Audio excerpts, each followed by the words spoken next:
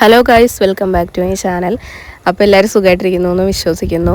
ഇന്നത്തെ വീഡിയോ, അതായത് പെരുന്നാൾ ദിവസത്തെ വീഡിയോ ആണ് കേട്ടോ. ഇത് ഞാൻ എടുക്കാൻ വിചാരിച്ചിട്ടേ ഇല്ല. കാരണം അത്രക്കും വയ്യാതെയാണ് ഞാൻ പെരുന്നാൾ ദിവസം രാവിലെ എണീറ്റത്. എണീറ്റ ഉടനെ തന്നെ നല്ലൊരു ചൂട് കട്ടൻ കുടിച്ച്. തലേ ദിവസം തന്നെ മൂത്ത നാത്തൂൻ ലാൻഡ് ചെയ്തിട്ടുണ്ടായിരുന്നു കേട്ടോ. അപ്പോൾ എൻ്റെ കാര്യം പറഞ്ഞ പോലെ എനിക്ക് ഒട്ടും വയ്യായിരുന്നു. ജലദോഷം അങ്ങ് എത്തിയിട്ടുണ്ടായിരുന്നു. പരമാവധി ഗുളിക കഴിക്കാതെ ആവി പിടിച്ച് മാറ്റാൻ പറ്റുമെങ്കിൽ മാറ്റാലോ എന്ന് ഓർത്തിട്ട് ഡോക്ടറെ കാണിക്കാൻ അങ്ങനെ പോയിട്ടില്ലായിരുന്നു. ഈ വീഡിയോ എന്തായാലും അവസാനിക്കുന്നത് ഹോസ്പിറ്റലാണ്, നിങ്ങൾക്ക് വഴിയെ കാണാം. അങ്ങനെ രാവിലെ എണീറ്റ് വന്നപ്പോൾ തന്നെ ഉമ്മ രാവിലത്തെ പുട്ടും കറിയും എല്ലാം ഉണ്ടാക്കിയിട്ടുണ്ടായിരുന്നു. ബീഫ് വേവിച്ച് വെച്ചിട്ടുണ്ടായിരുന്നു, ചിക്കൻ പൊരിച്ച് വെച്ചിട്ടുണ്ടായിരുന്നു. അങ്ങനെ ഏറെക്കുറെ പണികൾ ഉമ്മ തന്നെ ചെയ്തു വെച്ചിട്ടുണ്ടായിരുന്നു.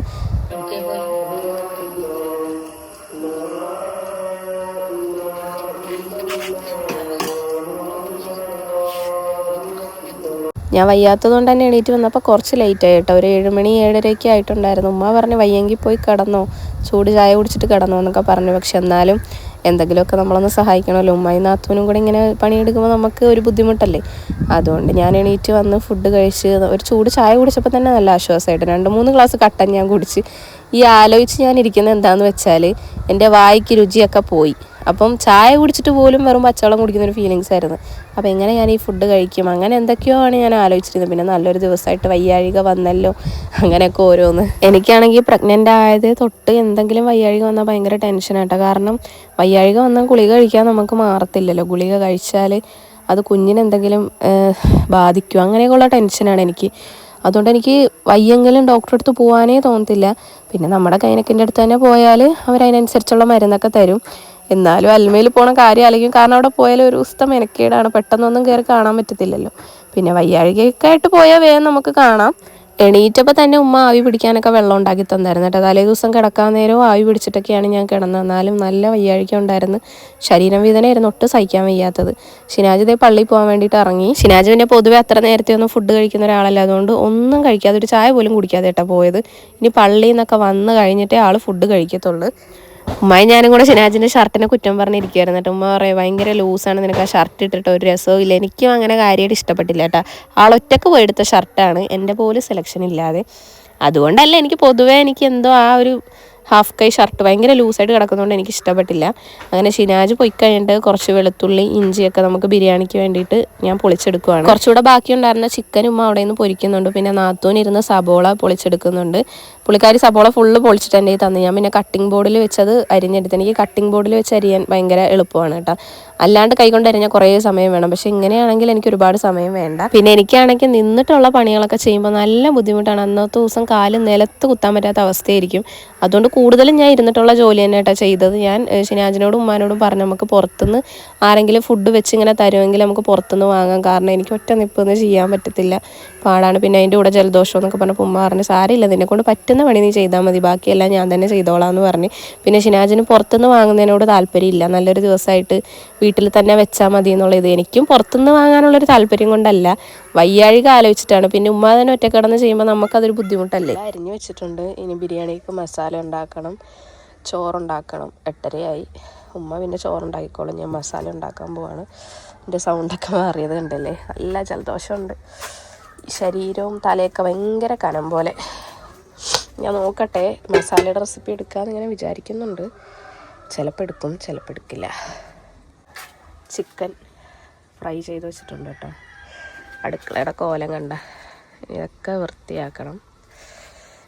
ബീഫ് ഫ്രൈ ചെയ്ത് വെച്ചിട്ടുണ്ട്.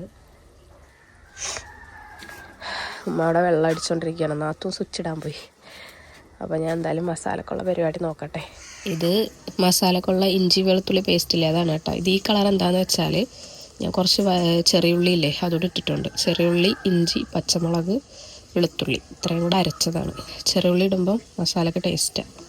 അപ്പോൾ ഞാൻ എന്തായാലും നോക്കട്ടെ, പറ്റുമെങ്കിൽ മസാല ഉണ്ടാക്കുന്ന വീഡിയോ എടുക്കാം, ഇല്ലെങ്കിൽ പിന്നെ എപ്പോഴേലും കാണിക്കാം. അപ്പോൾ എന്തായാലും മസാല ഉണ്ടാക്കുന്ന വീഡിയോ ഞാൻ എടുത്തിട്ടുണ്ട് കേട്ടോ. അടുപ്പത്താണ് ഉണ്ടാക്കുന്നത്. ഇത് ചെമ്പ് വെച്ചിട്ട് കുറച്ച് വെളിച്ചെണ്ണ ഒഴിച്ച് പിന്നെ ഞാൻ ഈ അരച്ച് വെച്ച പേസ്റ്റ് അതിലോട്ട് ഇട്ട്, ഞാൻ ആദ്യം ഇഞ്ചി വെളുത്തുള്ളി ഇട്ടിട്ടാണ് കേട്ടോ സബോള ഇട്ട് വാട്ടാറ്. പക്ഷേ ഇവിടെയൊക്കെ എല്ലാവരും സബോള വാടി കഴിയുമ്പോഴാണ് ഇഞ്ചിയും വെളുത്തുള്ളി പേസ്റ്റ് ഇടാറ്. അതെന്താണെന്ന് ചോദിച്ചാൽ എനിക്കറിയത്തില്ല, പക്ഷെ ഞാനിങ്ങനെ ചെയ്യാറ്. അങ്ങനെ ജസ്റ്റ് ഒന്ന് ഇളക്കി കഴിഞ്ഞിട്ടാണ് പിന്നെ സബോള ഇട്ട് കൊടുത്തത്. കുറച്ചധികം സബോള ഉണ്ടായിരുന്നു, കാരണം മസാല നമുക്ക് കൂടുതൽ വേണമെങ്കിൽ സബോള കൂടുതൽ വേണമല്ലോ. ഏകദേശം ഒരളവ് ഞാൻ പറഞ്ഞുതരാം. 2 കിലോ അരിയിട്ടാണ് കേട്ടോ നമ്മൾ വെച്ചത്. അപ്പോൾ ഒരു 10 സബോള എടുത്തിട്ടുണ്ടായിരുന്നു. അതിൽ വലുതും ചെറുതും ഒക്കെ ഉണ്ടായിരുന്നു സബോള. അതിൽ നിന്ന് കുറച്ച് ഞാൻ ബിരിയാണി ഗാർണിഷ് ചെയ്യുമ്പോൾ നമ്മൾ സബോള വറുത്തത് ഇടുമല്ലോ, അപ്പോൾ വറുക്കാൻ വേണ്ടി കുറച്ച് ഞാൻ മാറ്റി വെച്ചിട്ടുണ്ടായിരുന്നു കേട്ടോ.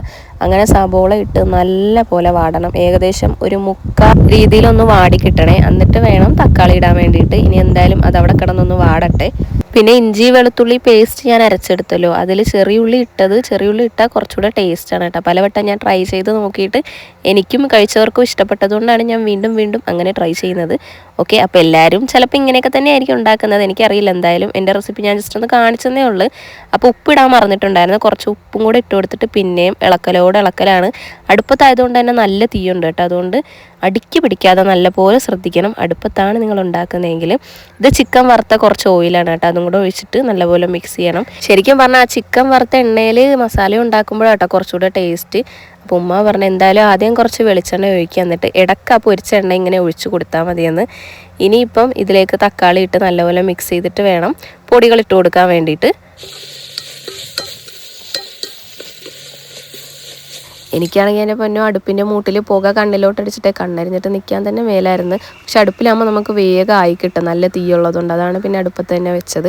അങ്ങനെ തക്കാളി ഇട്ട് നല്ലവണ്ണം മിക്സ് ചെയ്യുന്നുണ്ട്. തക്കാളി ഒരു 4 എടുത്തിട്ടുണ്ട് കേട്ടോ. വലുതല്ല, കുഞ്ഞു തക്കാളി ആയതുകൊണ്ടാണ് 4 എടുത്തത്. അപ്പം പൊടികൾ ഇടാൻ ഏകദേശം സമയമായപ്പോഴത്തേക്കും ഉമ്മയുടെ കയ്യിൽ ഞാൻ ചട്ടകം കൈമാറി. കാരണം ഒരു കൈ കൊണ്ട് വീഡിയോ എടുക്കലും ഒരു കൈ കൊണ്ട് ഇളക്കലും എനിക്ക് അങ്ങോട്ട് നടക്കുന്നില്ല. അപ്പം ഞാൻ ഉമ്മാനോട് പറഞ്ഞു, ഉമ്മ ഇളക്കിക്കോ, ഞാൻ വീഡിയോ എടുക്കട്ടെ എന്ന് പറഞ്ഞ്.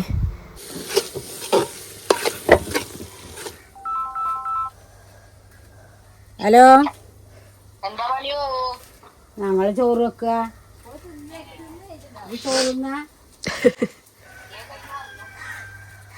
ഇനിയിപ്പോൾ നമുക്ക് പൊടികൾ ഇട്ട് കൊടുക്കാം. ആദ്യം തന്നെ കുരുമുളക് പൊടിയാണ് ഇടുന്നത്, കുറച്ചധികം ഇടുന്നുണ്ട്.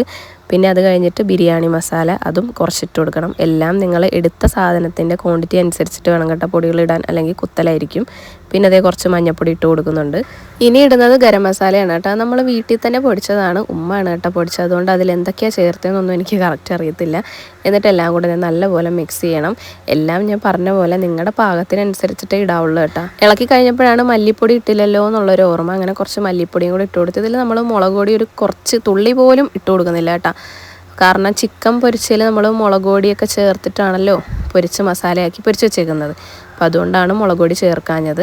ഇതിൻ്റെ ഇടയ്ക്ക് ഞാൻ കുറച്ച് മല്ലിയിലയും പുതിനയും ഇട്ട് കൊടുത്തായിരുന്നു കേട്ടോ. അതിൻ്റെ ക്ലിപ്പ് ഞാൻ എടുത്തില്ല എന്നാണ് എനിക്ക് തോന്നുന്നത്, ഇപ്പോൾ കാണുമ്പോഴാണ് ഓർമ്മ. അപ്പോൾ മല്ലിയിലയും പുതിനയും നിങ്ങളുടെ ആവശ്യാനുസരണം ഇടണം. പൊടികൾ ഇട്ട് കഴിഞ്ഞ് അതിൻ്റെ പച്ചമണം മാറുന്ന വരെ ഇങ്ങനെ ഇളക്കിക്കൊണ്ടിരിക്കണം. എന്നിട്ട് കുറച്ച് തൈര് ഒഴിക്കണം.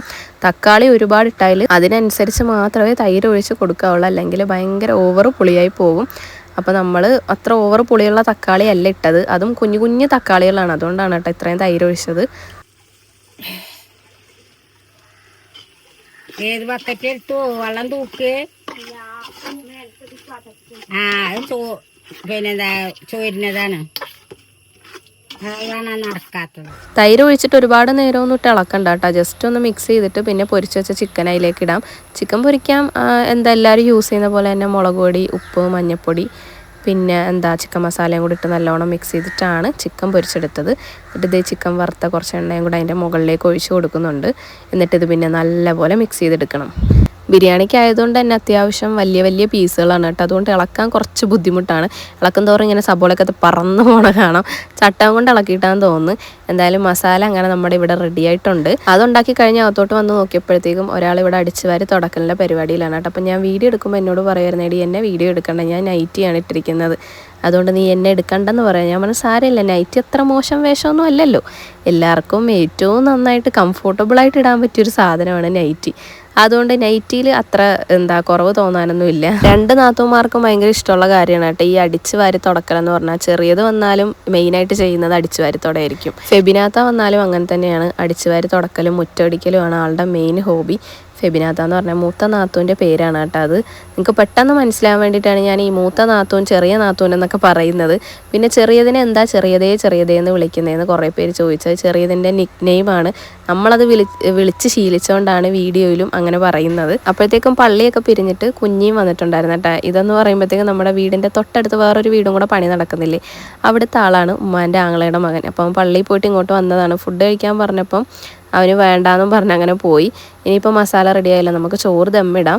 ചോറുമ്മ പിന്നെ ഇങ്ങനെ ചെമ്പിൽ വേവിച്ചെടുക്കുമായിരുന്നു കേട്ടോ. കാരണം കുക്കറിലാകുമ്പോൾ കുറേ ട്രിപ്പ് വെക്കാൻ നിൽക്കണ്ടേ, നമ്മുടെ കയ്യിൽ അത്രയും വലിയ കുക്കറും ഇല്ല. അപ്പം ഞാൻ സലാഡ് ഉണ്ടാക്കിയാൽ ബാക്കി കുറച്ച് ക്യാരറ്റ് ഉണ്ടായിരുന്നു. അപ്പോൾ ഞാൻ ഉമ്മാനോട് പറഞ്ഞു ഇതിന് ഫ്രിഡ്ജിലിട്ട് ആരും ഒന്നിനും എടുക്കാതെ അവിടെ കിടന്ന് ചീത്തയാ, അതുകൊണ്ട് ചോറിലിട്ടേക്കെന്ന് പറഞ്ഞുകൊണ്ടാണ് ചോറിൽ ഇടക്കിടക്ക് ക്യാരറ്റ് കാണുന്നത്. അങ്ങനെ ഫസ്റ്റ് കുറച്ച് നെയ്യ് ഒഴിച്ച് ചോറിട്ട് പിന്നെ അതേ മസാല ഇട്ട് കൊടുക്കുന്നുണ്ട്. മസാല 2 ലെയറായിട്ടാണ് ഇട്ട് കൊടുക്കുന്നത്. ജ്യൂസ് എനിക്ക് കുറച്ച് മതി, 1/2 ഗ്ലാസ്. പുളിയാണ് അതിന്. പുളിയല്ല ഞങ്ങളവിടെ മസാല ഇടലും വീഡിയോ എടുക്കലിൻ്റെ ഇടയിൽ കൂടെ നാത്തൂന്തേ ജ്യൂസ് അടിച്ചുകൊണ്ട് തന്നിട്ട് മുസമ്പിയാണ്. അപ്പോൾ എനിക്ക് കുറച്ച് മതിയെന്ന് ഞാൻ പറഞ്ഞത് ജലദോഷമല്ലേ, അപ്പോൾ തണുപ്പല്ലേ, ഒരുപാട് കുടിക്കണ്ടല്ലോ എന്ന് ഓർത്തിട്ടാണ്. എന്നിട്ട് ഇതേ മസാലയൊക്കെ ഇട്ട് കഴിഞ്ഞ് ലാസ്റ്റ് കുറച്ച് ഗരം മസാല ചോറിൻ്റെ മുകളിൽ കൂടെ തൂക്കി കൊടുത്ത് പിന്നെ പൊരിച്ച് വെച്ച സബോള, മല്ലിയില, പുതിന, അണ്ടിപ്പരിപ്പ് മുന്തിരിയൊക്കെ പേരിനെ ഉള്ളായിരുന്നു കേട്ടോ. ഒരു പാക്കറ്റ് വാങ്ങിച്ചുള്ളായിരുന്നു. ചോറ് ദമ്മിടുമ്പോൾ ഞാനും ഉമ്മയും കൂടി ഇങ്ങനെ പരസ്പരം പറയുമായിരുന്നു ചോറ് നന്നായാൽ മതിയായിരുന്നു. കാരണം എന്തെങ്കിലും ഇനി കുറഞ്ഞാൽ കൂടിയാന്നൊന്നും അറിയത്തില്ലല്ലോ. പക്ഷെ കുഴപ്പമൊന്നുമില്ലായിരുന്നു കേട്ടോ. ചോറ് അടിപൊളിയാണെന്നാണ് കഴിച്ചവരൊക്കെ പറഞ്ഞത്. എനിക്ക് പിന്നെ വായിക്ക് രുചിയില്ലാത്തതുകൊണ്ട് ഒന്നും മനസ്സിലായില്ല, വെറുതെ എന്തോ വാരി തിന്നുന്ന പോലെയായിരുന്നു. വായിക്ക് രുചിയില്ലെങ്കിലും മസാല ഉണ്ടാക്കിയ പാത്രത്തിൽ കുറച്ച് ചോറിട്ട് ഇങ്ങനെ കുഴച്ച് തിന്നുന്നൊരു സ്വഭാവം എനിക്കുണ്ട്. അങ്ങനെ ഒരു കുഞ്ഞു പാത്രത്തിലെടുത്ത് കഴിച്ചു കേട്ടോ. അപ്പോഴത്തേക്ക് ഷിനാജ് പള്ളിയിൽ നിന്ന് പിരിഞ്ഞിട്ട് വന്നിട്ടുണ്ടായിരുന്നു. പള്ളിയിൽ നിന്ന് പിരിഞ്ഞ് നേരെ ഇങ്ങോട്ട് വരുമല്ലോ കേട്ടോ. റോഡിൽ നിന്ന് കൂട്ടുകാരെയൊക്കെ കണ്ട് സംസാരിച്ച് ഫോട്ടോയൊക്കെ എടുത്ത് വീട്ടിൽ വന്നപ്പോൾ ഏകദേശം 11 മണിയായിട്ടുണ്ടായിരുന്നു. അതിന് ഞാനും ഉമ്മയും കൂടെ ചീത്ത പറയായിരുന്നു. കാരണം രാവിലെ പച്ചവെള്ളം പോലും കുടിക്കാതെയല്ലേ ആൾ പോയത്. അപ്പോൾ എന്തെങ്കിലും കഴിച്ചിട്ട് പോയിരുന്നൂടെ എന്നൊക്കെ ഇങ്ങനെ പറയുമായിരുന്നു. അപ്പോൾ അതേ നമ്മുടെ ചോറിന് നമുക്കിവിടെ മിക്സ് ചെയ്യാം. എനിക്ക് മിക്സ് ചെയ്യുമ്പോഴത്തേക്കും അയ്യോ നല്ല മസാല വേണേന്നായിരുന്നു കേട്ടോ എൻ്റെ മനസ്സിൽ. കാരണം എനിക്ക് ബിരിയാണിക്ക് കൂടുതലും മസാല വേണം, എനിക്കതാണ് ഇഷ്ടം.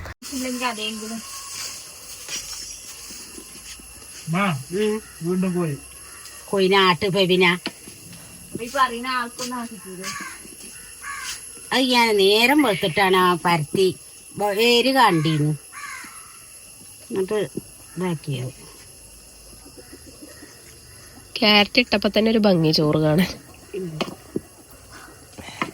അടിയിലുണ്ട് മസാല, അടിയിൽ നിന്ന് കുട്ടികളാക്കിക്കോ. കോഴികൾക്ക് പേടി തന്നെയല്ല, എത്രയോ കോഴികൾ വെച്ചിട്ടാ. ഇപ്പം നടന്ന സംസാരം നാച്ചുറലി നമ്മുടെ അവിടെ നടക്കുന്ന സംസാരങ്ങളാണ് കേട്ടോ. വെറുതെ ഞാൻ സൗണ്ട് ആഡ് ചെയ്തതന്നേ ഉള്ളൂ. ഭയങ്കര കോഴിശല്യാണ് ഗൈസ് ഞങ്ങളുടെ ഇവിടെ.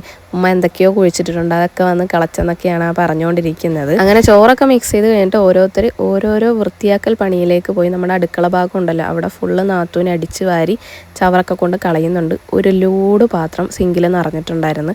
അപ്പോൾ ഉമ്മ അത് നിന്ന് കഴുകുവാണ്. ഇനിയിപ്പം കുറച്ച് തുണികളൊക്കെ അലക്കാനുണ്ട്. ഞാൻ ഓർത്ത് അത് ഞാൻ പോയി അലക്കാമെന്ന്. കാരണം ഉമ്മ ഈ കുറേ പാത്രം കഴിയിട്ട് പിന്നെ പോയി തുണി അലക്കുമ്പോൾ ബുദ്ധിമുട്ടല്ലേ, ഉമ്മാക്കും കാലിന് നടുവിനൊക്കെ വയ്യാത്തതാണ്. അപ്പോൾ എന്നെ കൊണ്ട് പറ്റുന്ന പോലെ പയ്യെ നിന്ന് ഞാൻ അലക്കിയതേ തുണിയൊക്കെ വിരിക്കുന്നുണ്ട്. ഏകദേശം ഞാൻ അലക്കി തീരാനായപ്പോഴത്തേക്ക് നാത്തൂൻ വന്നേട്ടാ. നാത്തൂൻ്റെ തുണി പുള്ളിക്കാർ തന്നെ തനിയെ കഴുകിക്കോളാം, നീ പോയി കുളിച്ചോന്നും പറഞ്ഞ്. കാരണം എനിക്ക് ഈ നീരിൻ്റെ പ്രശ്നം ഉള്ളതുകൊണ്ട് നിന്ന് കഴുകാൻ പറ്റത്തില്ലെന്നറിയാം. അങ്ങനെ ആളുടെ തുണി ആൾ തന്നെയാണ് കേട്ടോ കഴുകിയിട്ട്. അങ്ങനെ കുളിച്ച് വന്ന് ഫുഡ് കഴിക്കാതിരുന്ന് 12:30 ആയപ്പോൾ തന്നെ വിശന്ന് ഞങ്ങൾ ഫുഡ് കഴിക്കാതിരിക്കുകയാണ്. ഞാൻ ബീഫ് എടുത്തില്ല, കുറച്ച് ചോറെടുത്തുള്ളൂ. കറുത്തിരിക്കുന്നു, മേക്കപ്പ് ഒന്നും ചെയ്തിട്ടില്ല. ജസ്റ്റ് കുളിച്ച് ഇനി കഴിക്കട്ടെ. ഞങ്ങൾ ഫുഡ് കഴിച്ച് കഴിഞ്ഞപ്പോഴത്തേക്കും ഉമ്മാൻ്റെ കുറച്ച് ഫ്രണ്ട്സ് വന്നിട്ടുണ്ടായിരുന്നു കേട്ടോ. ഇത് ഉമ്മ ഞാൻ പറഞ്ഞല്ലോ, ഒരു 1.5 വർഷം മുമ്പ് വരെ ഉമ്മ പണിക്ക് പോകുമായിരുന്നു. അപ്പോൾ ഉമ്മ പണിക്ക് പോകുമ്പം അതിൻ്റെ കൂടെയുള്ള ആൾക്കാരാണ് ഇവർ. എല്ലാ പെരുന്നാളിനും ഇവരെ ക്ഷണിക്കാറുണ്ട് കേട്ടോ. നമ്മൾ വലിയ പെരുന്നാളിനും ചെറിയ പെരുന്നാളിനും വിളിക്കാറുണ്ട്. അങ്ങനെ അവർക്ക് ഫുഡ് കൊടുത്തു കഴിഞ്ഞിട്ട് ഞങ്ങൾ മേമാടെ വീട്ടിലേക്ക് പോകാൻ നിൽക്കുക. ഗായ്സ് ഇവിടെ മഴയാ, പുതിയ കുട ഉദ്ഘാടനം ചെയ്യാൻ പോവാ. മഴ ആയതുകൊണ്ട് മഴ കുറഞ്ഞിട്ട് പോകാൻ നിൽക്കുക. വെയിലും മഴയും കൂടെയാണ്, കാണിച്ചു തരാം. കണ്ടോ,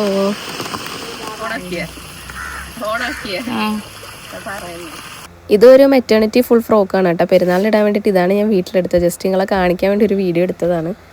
ഞങ്ങൾ മേമാടെ വീട്ടിൽ പോണ വഴി നമ്മുടെ ഈ വീട്ടിലും കൊടുക്കാൻ കുറച്ച് ബിരിയാണി പെരുന്നാൾ പങ്ക്. എവിടെയാ പാത്രം? ഇവിടെ 2 വീട്ടിലേക്കും. അപ്പോൾ അത് കൊടുത്തിട്ട് ഞങ്ങൾ അങ്ങനെ നേരെ മേമാടക്ക് പോകും. ഇവിടെ ആരും ഇല്ലേ, ആരെയും കാണാനില്ലല്ലോ. മേമാട് അവിടെ എത്തിയപ്പോഴാണെങ്കിൽ ഞാൻ ആകെ കുഴഞ്ഞ് എനിക്ക് തലകറക്കം പോലെയൊക്കെ ഇരുന്നിട്ട് അവിടെ നിന്ന് ഒരു ഗ്ലാസ് പായസം കുടിച്ച് കുറേ നേരം അവിടെ മാറി കിടന്നു. ഫുഡ് കഴിക്കാൻ മേമ പറഞ്ഞ് ഫുഡിനുള്ള ഒരു ഇതൊന്നും ഇല്ലായിരുന്നു, മൂടൊന്നും ഇല്ലായിരുന്നു. കാരണം എനിക്ക് തീരെ വയ്യാതായി കേട്ടോ. ആ ഉണ്ടായിരുന്ന ജലദോഷം അങ്ങ് വല്ലാണ്ട് കൂടി. എന്താണെന്ന് അറിയത്തില്ല, നടന്നിനി അവിടം വരെ പോയപ്പോൾ കുഴഞ്ഞതാണെന്ന് അറിയത്തില്ല. തലകറങ്ങി വീഴാൻ പോണ പോലെയും ശരീരത്തിന് ഭയങ്കര വേദനയും തലക്ക് കനം എന്തൊക്കെയോ ഒരു ബുദ്ധിമുട്ടായിരുന്നു. വേഗം തന്നെ ഞാൻ ഷിനാജിനോട് പറഞ്ഞു മേമാടം കൊണ്ട് എനിക്ക് വയ്യ, എന്നെ വീട്ടിൽ കൊണ്ടുവന്നിട്ട് നമുക്ക് ഹോസ്പിറ്റലിൽ പോകാമെന്ന് പറഞ്ഞ്. ആദ്യം നമ്മൾ കാണിക്കുന്ന ഗൈനക്കിൻ്റെ അടുത്ത് പോകാമെന്നാട്ടോ വിചാരിച്ചത്. പിന്നെ ഞാൻ പറഞ്ഞു ക്ലിനിക്കിൽ പോയിട്ട് കുറവില്ലെങ്കിൽ നമുക്ക് ഗൈനക്കിനെ കൊണ്ട് കാണിക്കാമെന്ന്. കാരണം അവിടെ ചെന്ന തിരക്ക് എന്താ ഏതാണെന്നൊന്നും അറിയത്തില്ലല്ലോ. ഷിനാജ് എന്നോട് കുറേ പറഞ്ഞ അൽമയിൽ പോകാമെന്ന്. എന്തായാലും ഇവിടെ കാണിച്ച് ഗുളികയൊക്കെ തന്ന് നമ്മൾ വീട്ടിൽ വന്ന് ഗുളിക കഴിച്ചപ്പോൾ എനിക്ക് കുറച്ച് ആശ്വാസമായി കേട്ടോ. വീട്ടിൽ വന്നപ്പോഴത്തേക്ക് ഇവർ 3 പേരും ഉണ്ടായിരുന്നു. പഴുത്ത ചക്കയൊക്കെ ഉണ്ടായിരുന്നു, അതാണ് അമ്മ ഇരുന്ന് കഴിക്കുന്നത്. പിന്നെ ഉമ്മ പറഞ്ഞു കുറച്ച് ബിരിയാണി എടുത്ത് കഴിച്ചോന്ന് പറഞ്ഞിട്ട് ഒരു പ്ലേറ്റിൽ ഇവർ 3 പേരും കൂടി ഇരുന്ന് കഴിക്കുന്നുണ്ടായിരുന്നു. ആർക്കും വയറിൽ സ്ഥലമില്ല, പിന്നെ ടേസ്റ്റ് ചെയ്യാൻ വേണ്ടിയിട്ട് എടുത്ത് കുറച്ച് കഴിച്ചാണ്. അപ്പോൾ നമ്മുടെ പെരുന്നാൾ ദിവസത്തെ ഡേ ഇൻ മൈ ലൈഫ് ഇത്രയേ ഉള്ളൂ. ഇപ്പം ഞാൻ യൂസ് ചെയ്യുന്ന സാധനം കേട്ടോ ഈ ഒരു പ്രഗ്നൻസി പില്ലോ. പക്ഷേ കുറച്ചുകൂടെ സൈസ് വലുതായിരിക്കുമെന്ന് ഞാൻ വിചാരിച്ചത്. കൈ കിട്ടിയപ്പോൾ കുറച്ച് ചെറുതാണ്, പക്ഷേ വലുത് വേണ്ടായിരുന്നു എന്ന് തോന്നി. കാരണം ഞങ്ങളുടെ ചെറിയ ബെഡാണല്ലോ, അപ്പോൾ ഇത് കറക്റ്റ് ഫിറ്റാണ് ഞങ്ങളുടെ ബെഡിന് സൈസ്. ഇല്ലെങ്കിൽ പിന്നെ ഞാനിതിട്ട് കിടന്നാൽ ഷിനാജിനെ പിടിച്ച് ഞാൻ താഴെ കിടത്തേണ്ടി വരും. അതുകൊണ്ട് ഇപ്പോഴത്തെ ഒരു ഇതിൽ കറക്റ്റ് സൈസാണ്. അതല്ല കിടക്കാൻ നല്ല കംഫർട്ടബിൾ ആട്ടോ, നല്ല സോഫ്റ്റാണ് സാധനം. കണ്ടില്ലേ, ഒരു ബുദ്ധിമുട്ടും ഇല്ല. ഇപ്പം കുറച്ച് വയറുള്ളതുകൊണ്ട് തിരിയാനും പറയാനും നല്ല ബുദ്ധിമുട്ടാണ്. ഞാൻ സത്യം പറഞ്ഞാൽ ഇത് വാങ്ങണ്ടെന്ന് വിചാരിച്ച ഒരാളാണ്. പലവരുടെ വീഡിയോയിലും കാണുമ്പോഴേ എന്തിനാ ഇതൊക്കെയെന്നുള്ളൊരു മൈൻഡ് ആയിരുന്നു എനിക്ക്. പക്ഷേ ഇപ്പോഴല്ലേ ഇതിൻ്റെ ഉപകാരം ഇത്രത്തോളം ഉണ്ടെന്ന് മനസ്സിലായത്. കാരണം നമുക്ക് സുഖത്തിൽ കിടക്കാൻ പറ്റും, വയറുള്ളത് കൊണ്ട് തന്നെ ഒരു ബുദ്ധിമുട്ട് തോന്നത്തില്ല തിരിയുമ്പോഴും അറിയുമ്പോഴും. ആർക്കെങ്കിലും വേണമെങ്കിൽ, അതായത് എൻ്റെ വീഡിയോ കാണുന്നതിൽ പ്രഗ്നൻറ്റ് ലേഡീസ് ഉണ്ടെങ്കിൽ നിങ്ങൾ വാങ്ങിച്ചോട്ടെ. നല്ല യൂസ്ഫുൾ ആയിട്ടുള്ള പ്രൊഡക്റ്റാണ്. 500 സംതിങ് ആണ് റേറ്റ് വരുന്നത്. എന്തായാലും ലിങ്ക് ഞാൻ ടാഗ് ചെയ്ത് കൊടുത്തേക്കാവേ.